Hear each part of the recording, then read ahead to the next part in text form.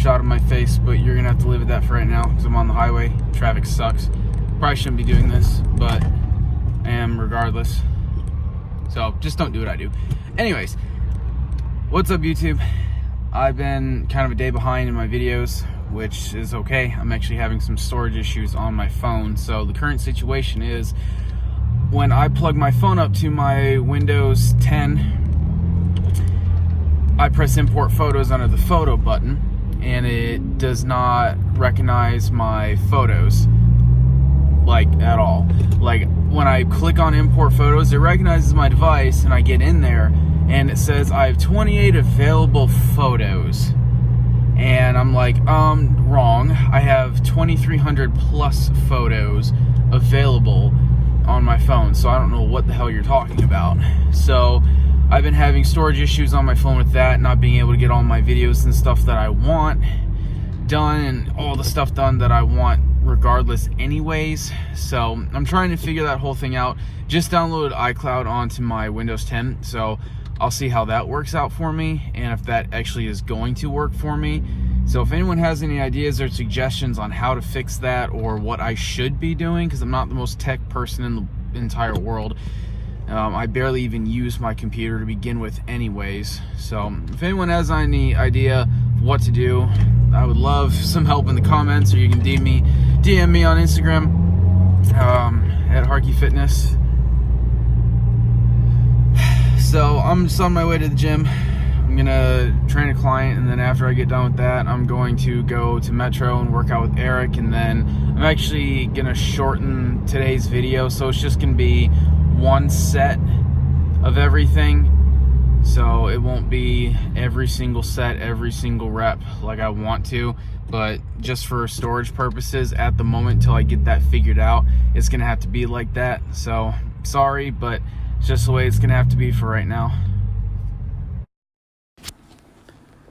Alright, so what's up, YouTube? I'm starting this leg day workout with some leg extensions, doing some light work. I think I did 12 reps, and I did 3 sets of this. Didn't film every set and every rep because the videos were just becoming so long. And then, yet again, as I just said with the whole storage thing, it was just not going to work out. So, but yeah, so as I'm watching over this clip, both of us, I figured it'd be enough time to get everything in that I want to say with just 2 clips, and that would suffice just enough for something like this. So yeah, we're just starting with leg extensions, 3 sets, 12 reps, just as a warm-up. Squeeze and contract the quads at the top. Leg extensions are not only good for warm-up, but they're also good for a finisher, good for in the middle of the workout, whenever you want to do them. They're just fantastic overall workout that really helps target the big meaty portion of your quads.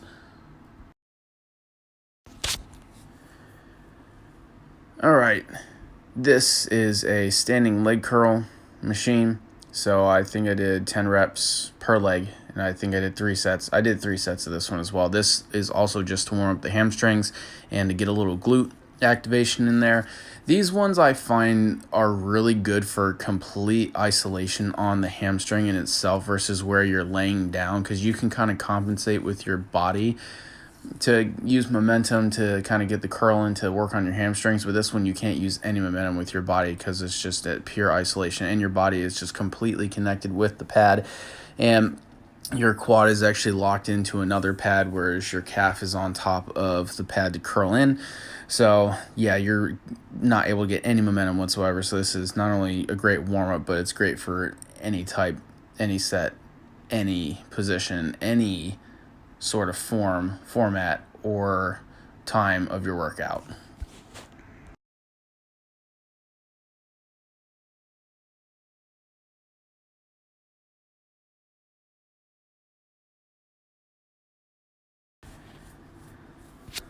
All right, so barbell squats. This was, I didn't do all this weight like instantly. I did a couple sets. This was like my 3rd set, I think. No, I did 5 sets of this. This was my 3rd set. So I warmed up a couple times before I threw on a bunch of weight on it. But this guy is great for your glutes. It's great for your hamstrings. It's great for your calves. It's great for your quads. It's mainly It's mainly glute and quad oriented, but you do get some hamstring and calf activation. The calf and hamstring are basically acting as your stabilizer muscles during this type of big compound movement. Now, one thing I will say, squatting, if you try and squat as deep as you can, not only will it help you with your explosiveness, but it will also help you with just adding extra power, extra strength, and also help you increase flexibility because it will stretch out those hip flexor and hip extensor muscles. Now moving on into a leg press. So this one you're kind of laying down and back, and you can put your feet in different type of positions on this guy too. It's actually really easy to kind of mix it up on this one, but I was basically just going pretty heavy on this guy, using it for reps, just trying to get overall mass in my quads. Get a little bit of glutes in this one just based on how high you keep your feet.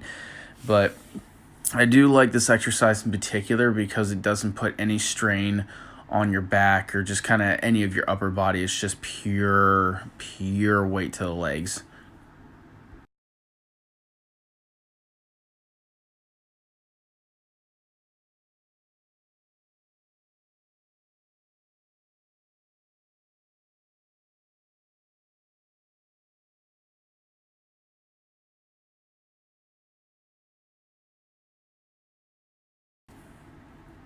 Now we have the leg curl machine. This one you're seated and you're curling straight back, getting 100% knee flexion up to 90 degrees and just getting full contraction in the hamstring.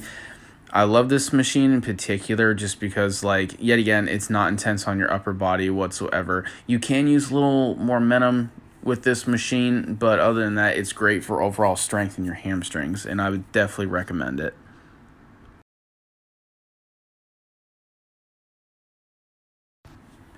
All right, preparing for a standing calf raise. I think this is one of my most favorite machines as far as lower body goes. I've never used one before until I moved over to Metro, but I used it for the first time like a month ago and I fell in love with it, so I've been using it ever since. Doing standing calf raise, I did 12 nice and slow reps, and now I'm actually moving on to a seated calf raise. So you're at like a slight obtuse angle with this one, and if you look at my feet position, you can see I'm pointing my toes outward and I'm pointing my toes inward. Pointing your toes outward is going to get the medial portion of your calf, so that big thick meaty part that you see when you look straight down at them. Pointing your toes inward is going to get the lateral side of your calf. So if you like point your toes outward and flex, you can see the calf muscle pop out on the side. That's what will help with that. Same if you flex on the inside too. So I got Eric doing the same thing. He's doing standing calf raise. It works your gastrocnemius and your soleus because there's two heads to your calf.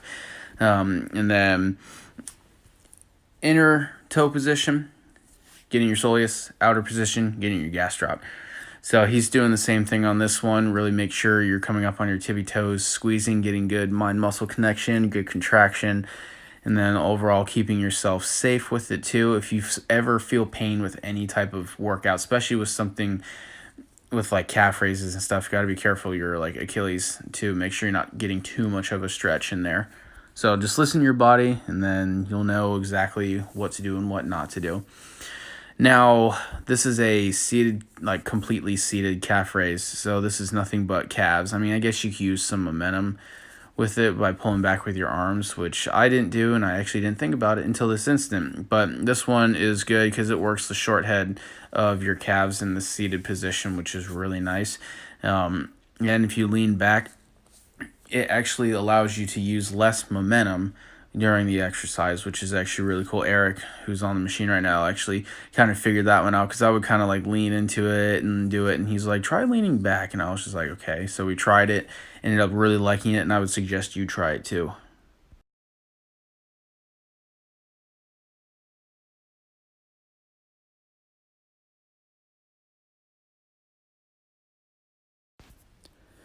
Okay, the Booty Blaster, that's what the machine is called.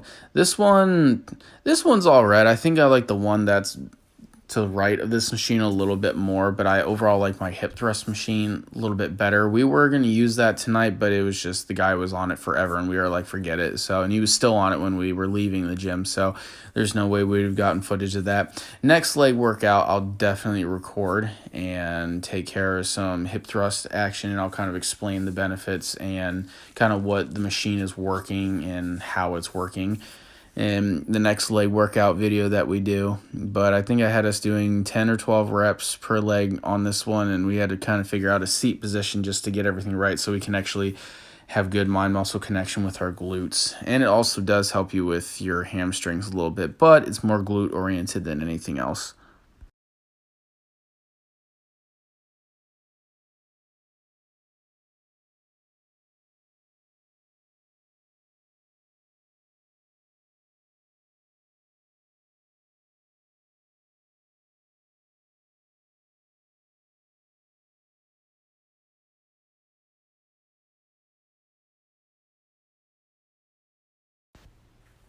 All right, here, I actually don't know what this machine is called. It's just like you're kind of laying down. It's like a different form of a leg press. I don't know the technical name for it, but I'll have to figure that out.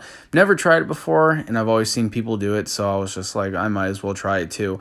I put my feet up real high on the thing so I could get a really big stretch in hip flexors and my glutes, and I tell you what, I think I'm probably more sore from that machine than I am from the Booty Blaster, honestly, because I felt a really big stretch in my glutes. So Eric was kind of digging the music on this one, so he kind of did a full loop around of it, which is fine. So he's up next. I think we did like 4 sets. I think we did 10 to 12 reps on this one. So it was a little bit different motion, and it felt good. It was funny because he was complaining that he couldn't go as deep as I could on the thing. He's like, how'd you do that? And I'm like, I don't know. I mean, I'm not the most flexible person in the world, but I guess I've been working on it for a little bit now.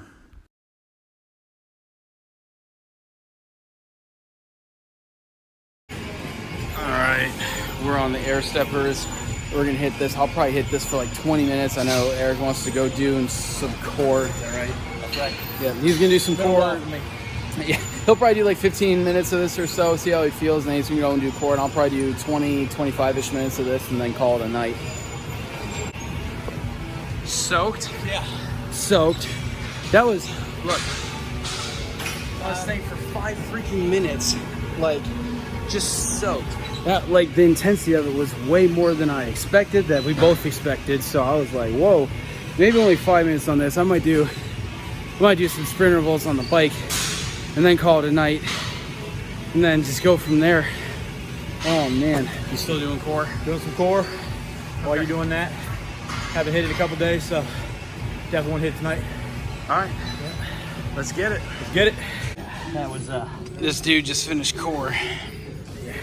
I just finished my cardio. I actually split it up. I did 5 rounds of bike sprints, 45-30, and then I did there's some form of elliptical air stepper combo with each other, so I did that for about 5 minutes, and then I'm gonna do a little bit of side crunches with the 40-pound dumbbells real quick. Actually, if you want to we'll just roll right into it.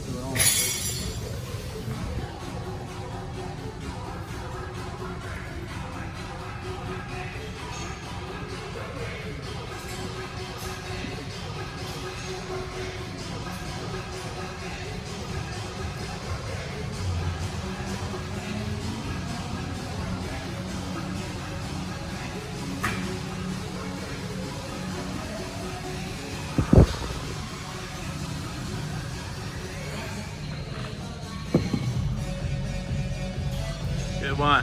Convince this guy to do another core exercise. Do some side bends with me. 10 reps per side.